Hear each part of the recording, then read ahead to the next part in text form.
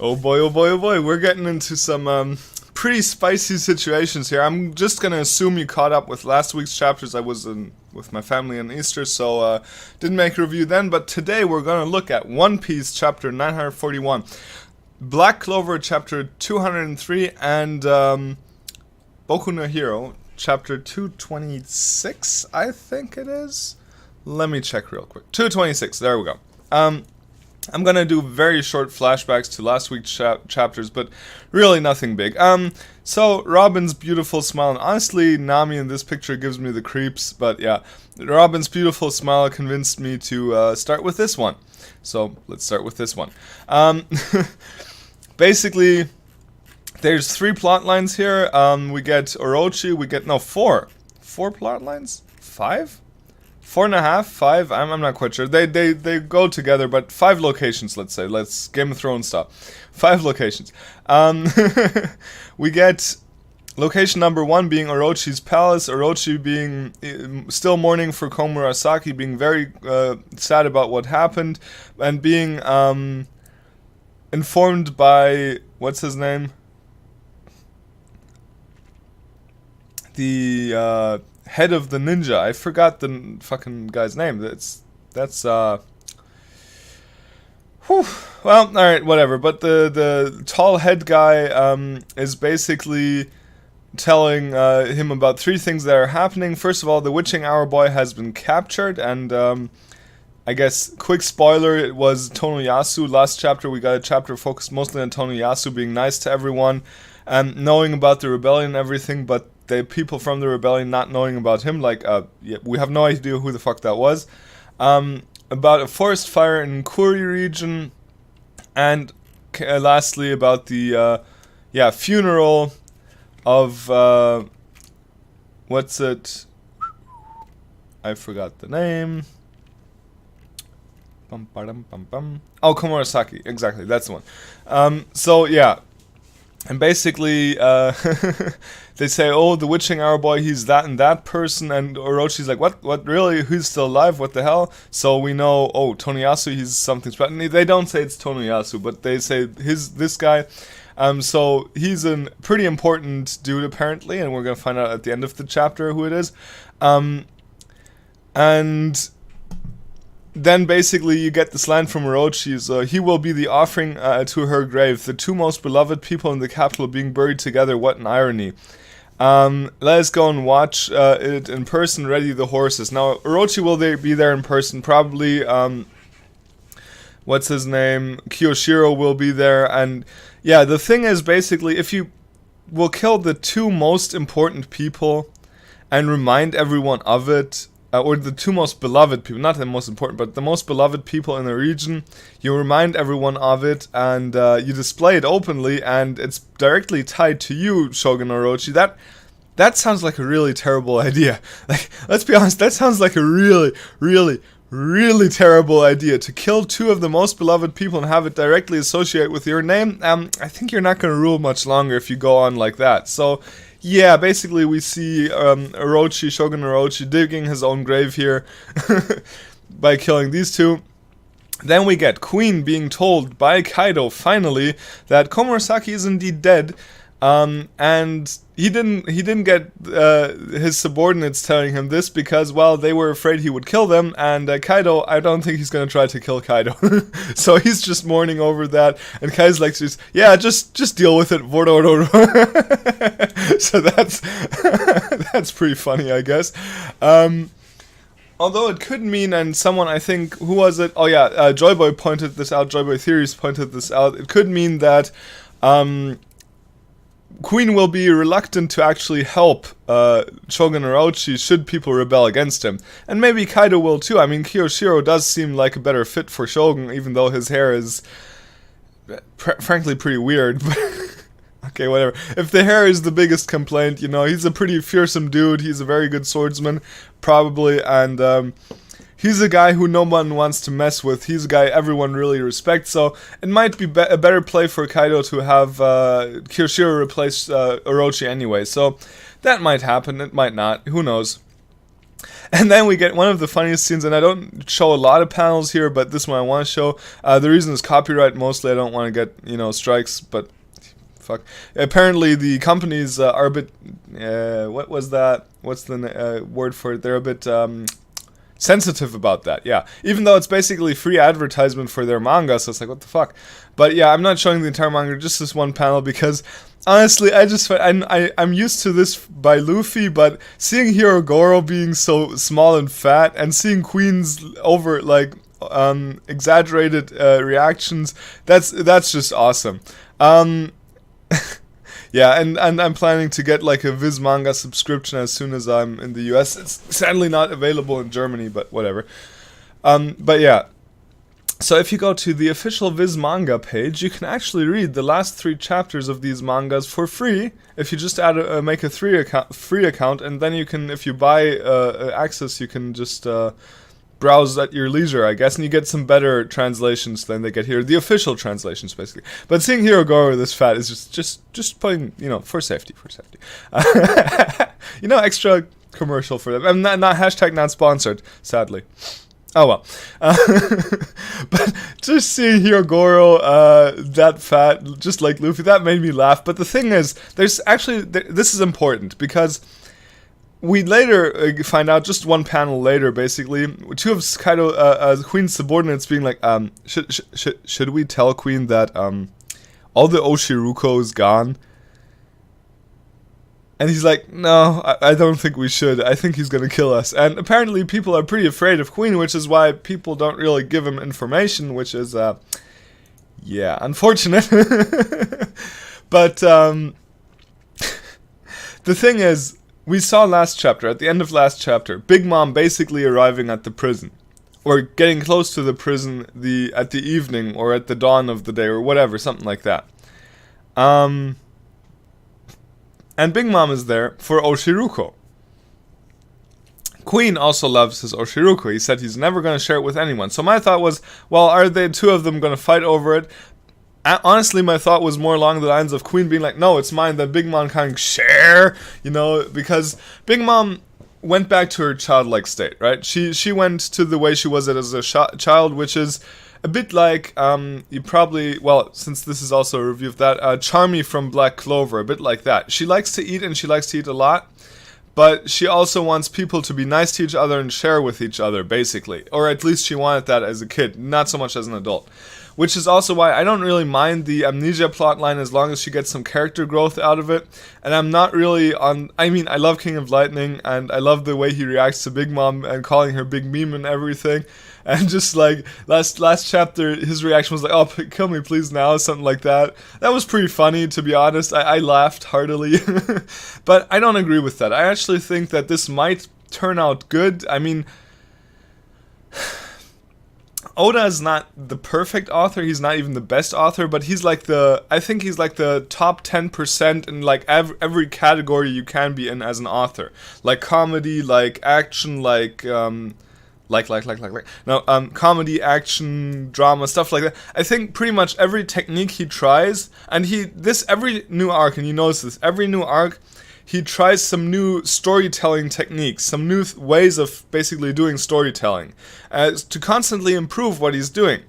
And I'm gonna be honest, I think he's actually like in the top 10% probably in every one of these categories. So he's not the best at anything really, but he's consistently one of the better or one of the best people. So consistently being good is better than being perfect in 1 or 2 chapters, or being perfect in 1 or 2 areas.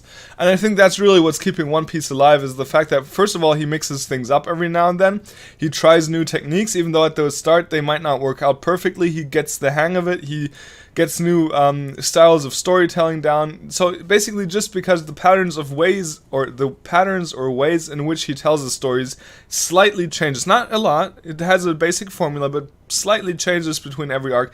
I think that's what keeps all of this fresh. So, all of that said, I think I hope, I'm not quite sure, I'm not, this is not a guarantee, but I think he's gonna handle the Amnesia plotline of Big Mom better than we would expect, and I personally enjoy seeing the Yonko from their more human side too, because honestly, agree with, I don't know who said it, but I think that the great thing about Big Mom is that not that she's like this terrifying Machiavellian schemer person, whatever. No, that she's like a 5-year-old child given infinite power. Now, think about the brattiest child you know, and now make them invulnerable and give them the power to kill anyone who disagrees with them. Now think about how that would work out. Not so great, would it? But yeah, that's basically Big Mom, and that's basically her character, right? She's a bratty fucking child who was never told to, to do, she was never really raised properly, let's put it that way. She was never told that she should be, she can't use violence, whatever. She was, yeah, and she, basically all of her bad behavior was encouraged by that witch of the hill kind of deal, that the child dealer there, the old hag. So, yeah, I think that's really the essence of her character, and I think I want to see, or I don't know, I think King of Lightning might disagree with this, but I want to see some character, like some actual character growth from her. I want to see her progress from being a child to being a bit more mature, learning maybe that she can't use violence on anything, something like that. Just basically actually her learning something, growing a bit, because... And this is something Naxtaku says all the time, is like, the One Piece is not a story about how the world changes Luffy, but about how Luffy changes the world. And if Luffy and basically his crew, not just him, but his crew, if they can change the world in actually influencing one of the Yonko to change their character, that would be pretty big. Now, I don't want this to go down in a way where Big Mom's not scary all of a sudden. Big Mom has to be scary because she is a Yonko, and that much is true. So I think what's going to happen, and this is all going to tie back to this chapter right now, where she basically comes there, she says she wants Oshiruko, and we thought, okay, she's going to take Queen's Oshiruko, the sweet bean, whatever, stuff, because we've basically Oda made it a point about the Oshiruko, which is basically one of his, bluffs, one of these, he dangles something in front of us and this just takes it away at the last second. It's like, screw you guys, this is not where I'm going with this. This is a plot twist in a bit, because so far we thought, okay, Big Mom's gonna go in there, she's gonna get the Oshiruko, basically distract Queen, wreak mayhem, enable Luffy to escape. Now she's gonna come in there, Luffy ate all the Oshiruko, and what we could see is either Big Mom being mad at Luffy for eating all of it and going on a rampage or attacking Luffy, or we could see Queen, being mad about it and attacking Luffy, or we could see basically both. I don't think this is gonna happen, but what happens if Big Mom and Queen both team up on Luffy for eating all the Oshiruko? What happens if that happens? That would be pretty bad for Luffy, let's put it that way. But I think it could be good training, ? No, he'd get the shit kicked out of him for that. So this is, I don't know where this is going, but this just got, like, basically when I saw the panel and heard that, oh yeah, Luffy ate all the Oshiruko, I was like, oh shit. Shit's gonna go down, son. This is gonna get a bit more complicated than we expected it to be, probably. So that's why I said. Okay, so next is the Mount Atamayama Thieves, the Kuryu region fire. It turns out Hold'em laid the fire there. And that's because he found a note that the weapons and food were stolen by Shutenmaru, which they weren't. They were stolen by Kinemon and Inuyarashi. But it led Hold'em to attack Shutenmaru, or at least basically smoke him out of his hideout, and that leads Shutenmaru to go to Hold'em to basically slash his ass up, I guess. And yeah, we're gonna see how that ends. Now here's the next scene where basically we find Hiyori resting on Zoro's shoulder and basically saying later, like, hey, there's a lot of people who would have loved to have me sleep on their shoulder like that. And yeah, this is, I stopped the recording here last time for the reason that I didn't, I dug myself into a hole, but basically said that, yes, that looks very comfortable. I would have probably liked something like that. It turns out, though, that Zoro is pretty much like Luffy, pretty much asexual, doesn't really care about women. And Sanji I mean, Sanji cares about women. It's just that he hasn't had the best of luck, I guess we could say, with women. Yeah, so...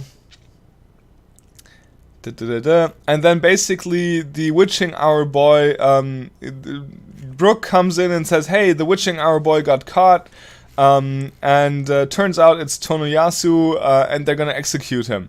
And Zoro is actually shocked about that. So Toko is shocked, Zoro is shocked, Toko runs out crying, like, Daddy, they'll kill you. Not even really laughing, like, still sort of a grin, but not really laughing. And Zoro is like, ah, shit. Puts on his cape or whatever and takes his swords and gonna follow her. So everyone's running to the funeral site of Komurasaki, where Yasu is also strung up. And it turns out Yasu, Tonoyasu, he's Lord Yasue, I guess, which apparently is a play on Tokugawa Ieyasu, who was a pretty famous daimyo. If you don't know him, look him up. He's pretty interesting, actually. Yasue, I can't pronounce that. I'm sorry. I just can't. These names are too hard for me. As a European, American, whatever, that just, I don't know. And he was, back then, he was known as the Yasu the Hedgehog. An interesting name. And he was the daimyo, so the lord of Hakumai. I said daimyos, they're basically like dukes or something, like very high-ranking nobles, who basically control a region. They're like just one step beneath king, basically. And he's he was a big supporter of the Kozuki, and we get to see his epic afro. So that's the name Hedgehog. That's where it comes from. That's pretty fucking epic hair, if you ask me. I'm not quite sure if it's better than the box guy's hair, or there was. Oh yeah, no, the Luffy fro from Long Ring Longland, which you don't talk about the anime version of that, but the manga version was lighthearted and short enough. But I think the Luffy fro, that was more epic, but this is like the second best afro we've seen in One Piece so far, so, you know, that's saying something. And apparently he was rather popular, which is a shock, because they say, yeah, he was pretty strict back then, but apparently he's rather popular. And he basically says, yeah, I must apologize to all of you for 2 reasons, and I have one thing to say to that idiot Orochi. So, and then I can finally leave this world with a smile on my face. So I'm kind of interested, is he actually going to die or not? That's going to be an interesting one. But yeah, who knows? He was the overlord. Next week there's going to be a break, so that just made me sad. But he was the overlord of Hakumai, which is the southeastern region. I don't know if they have east, but it looks like on the map it would be southeast, the port region where the rebellion is supposed to take place anyway. So you got him in front of the giant cage where everyone who wanted to join the rebellion is in. You got Komurasaki potentially coming back to the site of her own funeral. And you got a popular lord being crucified, looks like. In front of the people who actually like him in his own region. So, yeah, that, yo, Orochi, I don't think that's gonna end well for you, boy. Boy. I don't think that's gonna end well for you, dude. That sounds like a recipe for disaster. So, I'm telling you, next week it's gonna be a break, which is very sad, but it's gonna be a break in pretty much every manga, probably, which is just very, very sad. Yeah,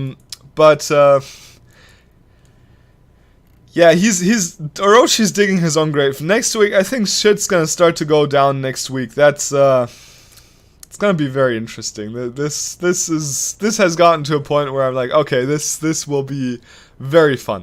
Now, next one. Boku no Hero, I guess. Or let's say Black Clover. Which one? I don't know.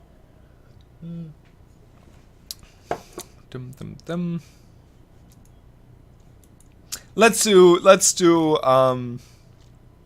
Now let's do Boku no Hero. Okay, so second one, Boku no Hero Academia, chapter 225, 226.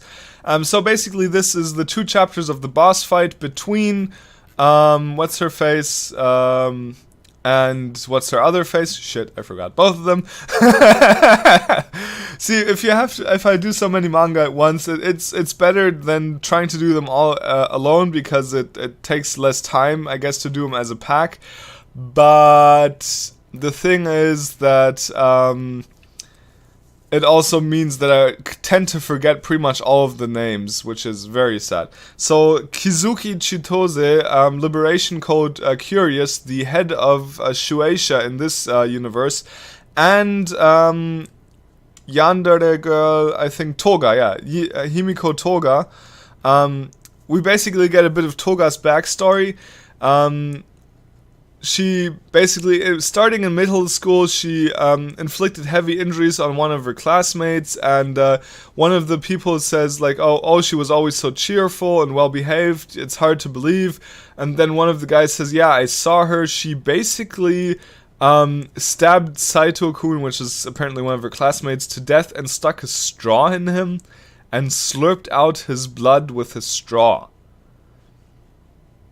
That, that's pretty fucking disturbing, let me be honest. Honestly, I would, at that point, I'd be like, yeah, we should probably put you to sleep.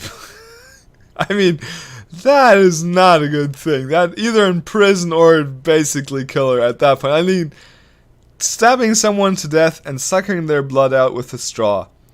I'm sorry, that just sounds like something like, you should probably kill her now, this is not going to get any better. And I'm sorry to say that's because I don't really like Toga, I'm going to be honest, I don't like her. I thought, like, these 2 chapters were amazing, they were fire. Seeing her backstory, seeing her fight is honestly awesome. She has a great fighting style, and I love her as a villain, but I would never, ever want to meet her. Like, I would be very happy if she did not fall in love with me, because that means I get to keep my blood. So, you know, that would be nice. That would be nice. I don't like yanderes. I really don't. Like, the trying to kill you but loves you kind of type. I really hate those kinds of characters. I'm gonna be honest. I don't know why. Many people like them for some reason. I'm not gonna say I've lived with one for several years, but no, I haven't. But seriously, no, I don't like those characters. I don't want to die. What the fuck? No, I don't want to sleep next to someone and be afraid that they'd slit my throat in the middle of the night. That's a fucking horrible thing to be like. No. You don't want to have sex with someone who you think is gonna kill you in the next moment. So yeah. And there was this one James Bond film where basically that woman, what was it? She had sex with people and then basically cracked their back with like her thigh grip or something. Yeah, something like that. I just don't like that. That's a very, very weird thing to be into. I mean, if you're into that, sure, but you probably should get help at that point. I'm sorry. I don't like yanderes. Tsunderes, yeah, a bit annoying, but whatever. I like the, you know, just nice and straightforward characters. Like the wholesome ones, let's put it that way. But apparently we saw that even as a little girl, she actually sucked the blood from birds or something because she thought the bird was cute. So that, you know, that's... yeah. That's interesting. Oh, what a cute little bird. I'm gonna just bite it to death and suck its blood. That's,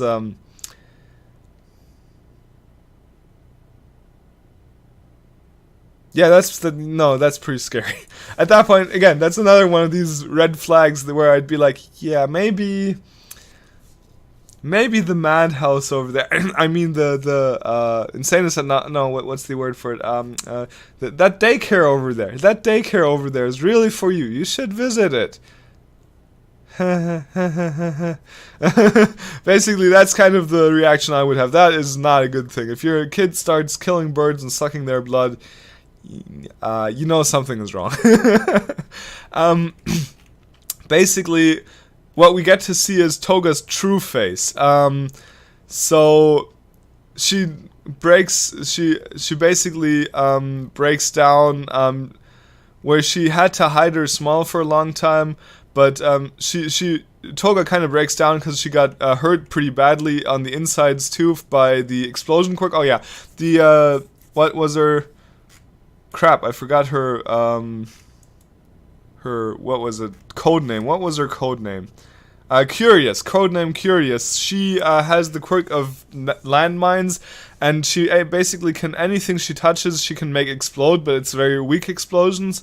But she turned all of her people from the Liberation Army into landmines. She touched all of them. And basically when Toga tried to suck their blood, she made the blood explode inside Toga. So now Toga's kind of fucked. Because her insides kind of exploded. Even if it wasn't very strong, it didn't kill her. It still messed her up pretty badly. And she breaks down. She falls to the ground. And basically, Curious says something like, "Oh, you should be on our side. You're too much like us. You know, be basically a martyr for our cause." And Toga basically tells her, "Shut up," and tries to stab her, but she has a chain ring, whatever. She has like a glove that just some bracelet that transforms into a glove, and she punches Toga in the face and makes the glove explode, basically. Yeah. And we get the scene where your life story will become the most widely discussed scripture of our century. She basically wants to make a big story out of it, and it's a very ominous kind of panel here that you get. And then what you get is Toga basically rolling out of her arms and running away like, nope, you can't fucking make me into this. I'm not gonna be your martyr. I want to be, you know, I want to be happy, I want to smile, I want to kiss people, no, I want to, just like you all kiss the people you love, I suck the blood of the people I love. That's basically what she says here, and that's like, yeah, that's scary. And she uses some of the blood she's stored in her belt, and she uses the blood from, what's her face, I forgot her name. Oh, Chaco, there we go. See, the names are slowly coming back. But she uses Uraraka's, Ochako Uraraka's blood, and basically transforms into her. And Curious is like, oh, she transformed, a stock of blood. Oh, that's so great. Oh my god, you're going to make me cry. She's so happy to see that because it's like the scoop of the century. And the thing is, what happens next... That is the character growth moment where it's like, holy shit, dude. She makes them float. Yeah. Basically, she goes there with Curious. Curious basically attacks her with her glove thingy, explosion glove. And she's like, at the very least, I want to go out looking cute. You poor thing. Please, a word from you. And she attacks her. And then it's like, no, and suddenly she touches her, even though she gets explodified. Now she gets an explosion right in her face, she touches her, and she starts floating, and everyone else gets distracted by that, and so she gets out of the, you know, the rope she got put in, and starts running around touching everyone, and everyone is starting to float. And she's like, oh crap, I can use Ochako's quirk. And I'm sitting there like, yeah, oh crap, you can use her quirk. That's fucking scary, dude. And then she just basically makes them float very high, and does the thing that Ochako could do, which she never does do because, well, she's not a murderer, I suppose. She drops them all, and they all die. They all splat on the fucking pavement. So, yeah. She apparently has been watching how everyone else acts so intensely that she now figured out how they use their quirks. And that means she can, actually, yeah. I mean, she's always been good at watching people. She's always been good at copying people because she basically copies the way they act too. And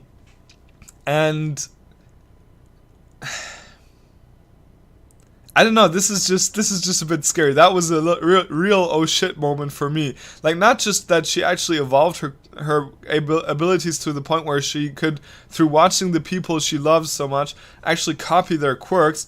Not only that was an oh shit moment, but that she actually splatted everyone on the pavement. Like, they legit look dead. I don't think they're alive anymore. I think they're all dead.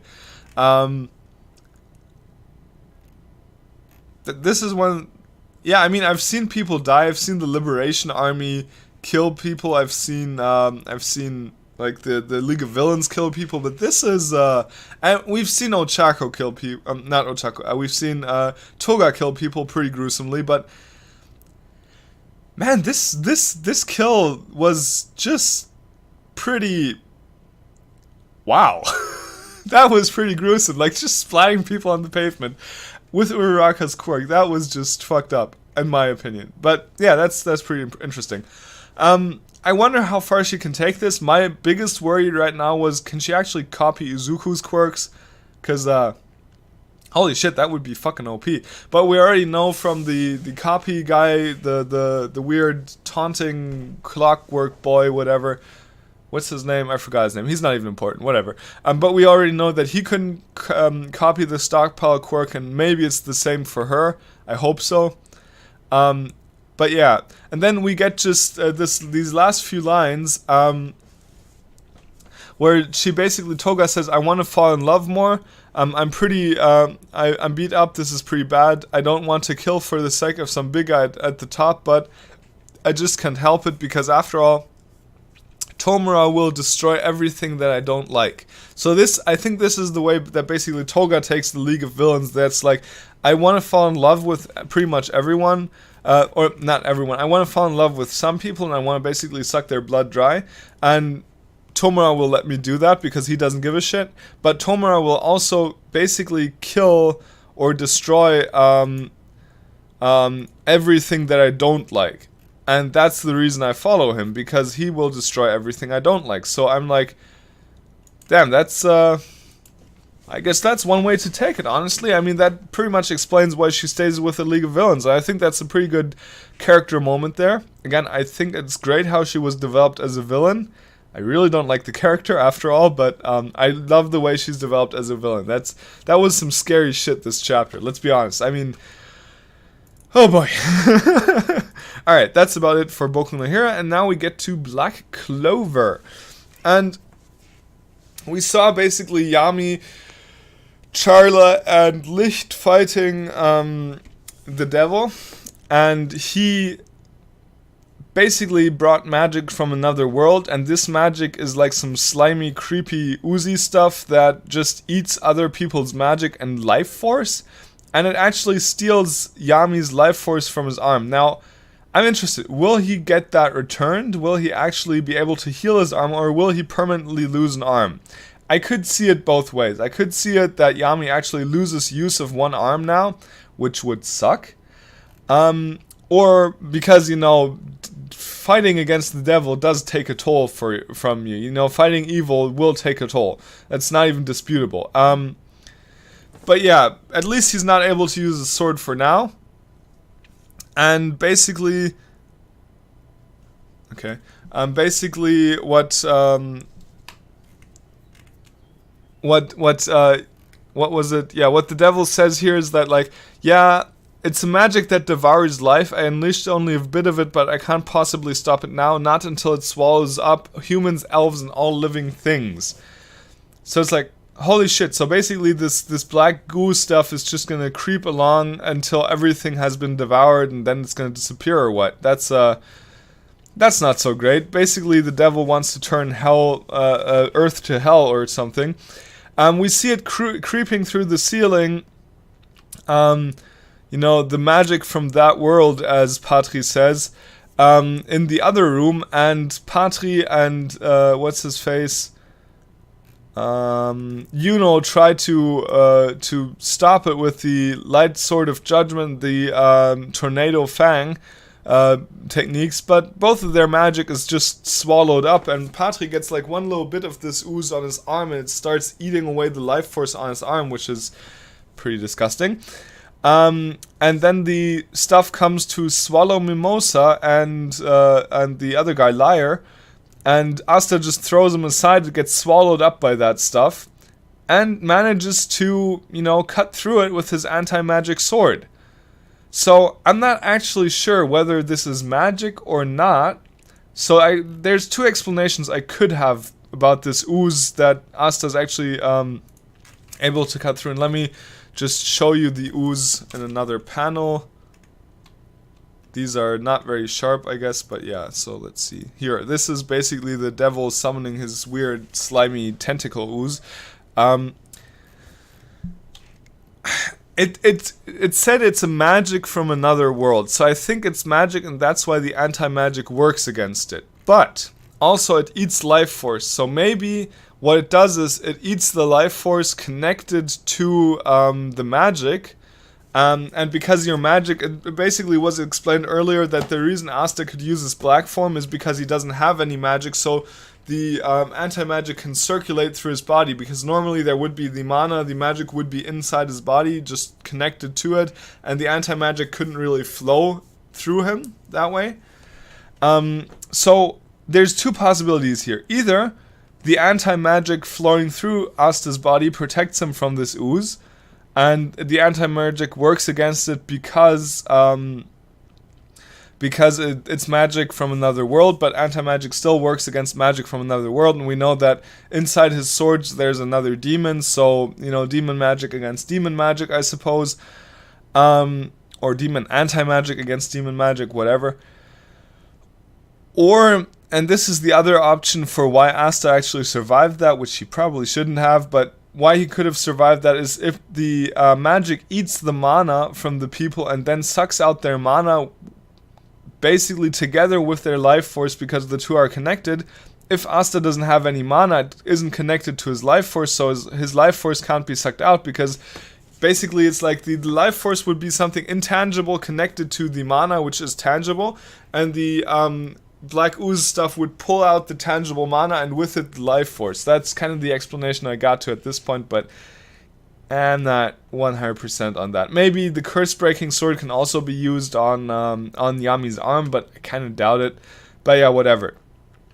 In the end, Nozel Silva says, like, alright, listen up. I can't do shit against this. You three, like, Patri, Yuno, and Asa, you look like you can handle it. You go be a team. I'm just gonna save as many people as possible here. And we're gonna get the fuck out of here. Which is probably the right idea. Now, in the last chapter, we saw Nero taking, what's-his-face, Finral to the statue on top of the demon skull, and putting all the magic stones inside the statue of the first magic emperor, and that undoes the seal of the first magic emperor and the seal of Nero, and it turns out Nero is some kind of sort of cute girl thingy, I'm saying, but she's like a... Yeah, this is Nero, apparently. And Finral, of course, is like, oh, you want to go out with me? And she just glares at him, and he's like, oh, yeah, sorry. And the Magic Emperor is like, alright, I feel an otherworldly power coming from the Shadow Palace, so he's getting hold of a body. So, how about we go over there? He was apparently sealed away shortly before his death, by this Nero lady, whatever, and now they're moving with Lightspeed to the Shadow Palace, and I mean, Lightspeed is probably just as fast, or maybe faster than Finral could even travel, and Finral is out of mana anyway, probably, or pretty close to out of mana, pretty exhausted, so because of the teleportation taking so long.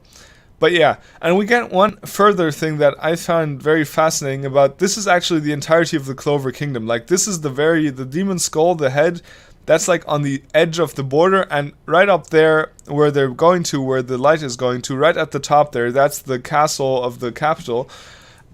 So this is like the entire country is basically one giant mountain, and everything going down the mountain. Like, the further down the mountain you go, the further down the hierarchy you are, basically, which is, I guess, pretty symbolic, but yeah. So next week, we're not going to see anything because the Shonen Jump is going to be on pause, which is sad. But the week after that, we are going to see the next fight in Boku no Hero, whoever that's going to be. We're going to see shit starting to go down in One Piece, and we're going to see the Magic Emperor and Licht and Yami and Charla and Asta and Yuno and Patri, all of them fighting at once against the devil. So that's going to be interesting. And maybe we'll get some more people. Maybe Mereoleona. Complicated name. Maybe she'll join. Who knows? That's just a bit of headcanon. But maybe some other people will join. Who knows? Yeah. That's about it for this week in the Manga Mashup. I still haven't 100% decided on the name. I mean, what was my two earlier ones? It was like This Week in Manga was one suggestion I had. Then Anime Omnibus was another one. I thought that sounded nice, but it's not about anime. It's about, manga.